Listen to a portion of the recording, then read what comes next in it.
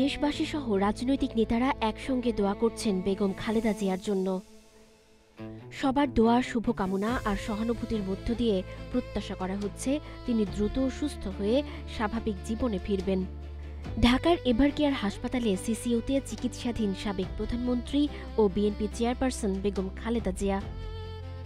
চিকিৎসার উন্নতি এখনও দেখা যায়নি, পরিস্থিতি একেবারেই সংকটাপন্ন।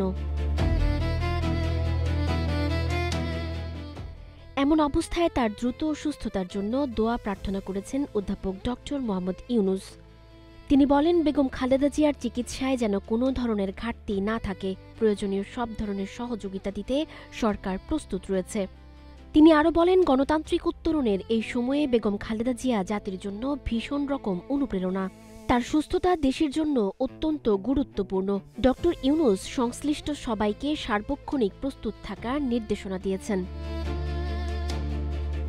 এই অবস্থায় দলের ভারপ্রাপ্ত চেয়ারম্যান তারেক রহমান নিয়মিতই খোঁজখবর নিচ্ছেন মায়ের।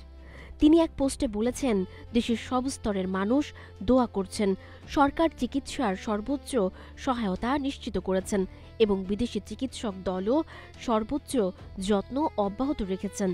তারেক রহমান আরও বলেন, বন্ধুপ্রতিম রাষ্ট্রগুলোর পক্ষ থেকেও সম্ভাব্য সহযোগিতা প্রদান করা হচ্ছে। জীবন অবাক না করলে কে করবে? 28% মিল্ক ফ্যাটের অবাক করার সাথে ফ্রেশ মিল্ক পাউডার। জীবন অবাক করুক প্রতিদিন। তারেক রহমান স্বীকার করেছেন, মায়ের স্নেহ স্পর্শের আকাঙ্ক্ষা থাকলেও তিনি এককভাবে কোনো সিদ্ধান্ত নিতে পারছেন না। এছাড়া ইনকিলাব মঞ্চের মুখপাত্র শরীফ ওসমান হাদি তার ফেসবুক পোস্টে লিখেছেন, ছোটবেলা থেকে একটাই ইচ্ছা ছিল, বেগম জিয়া পরম মমতায় আমার মাথায় হাত রেখে একটু দোয়া করে দিবেন, ওনাকে রহম করো খোদা।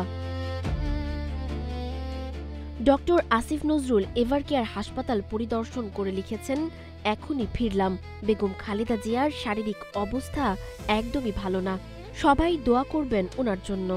এছাড়া বিএনপির স্থায়ী কমিটির সদস্য মির্জা আব্বাস বলেছেন, উনি আমাকে চিনতে পেরেছেন, আমরা সালাম দিলে তিনি উত্তর দিয়েছেন। আমাদের আবেদন থাকবে, সারা দেশের মানুষ শুধু মসজিদ মাদ্রাসা নয়, ব্যক্তিগতভাবেও যেন ওনার জন্য দোয়া করেন। এছাড়া বিএনপির স্থায়ী কমিটির সদস্য আব্দুল মঈন খান বলেছেন, খালেদা জিয়ার সর্বশেষ অবস্থা পর্যবেক্ষণ ও পর্যালোচনা করেছেন, তারা প্রয়োজনীয় ব্যবস্থা নিচ্ছেন। এদিকে সাবেক জাতীয় ক্রিকেটার তামিম ইকবাল ফেসবুকে এক পোস্টে বলেন, বেগম খালেদা জিয়ার দ্রুত সুস্থতা কামনা করছি, সবাই তার সুস্থতার জন্য দোয়া করি। জীবনে অনেক প্রতিকূলতার সঙ্গে লড়াই করে তিনি টিকে থেকেছেন, এবারও সব শঙ্কা দূর করে তিনি হাসি মুখে ফিরবেন।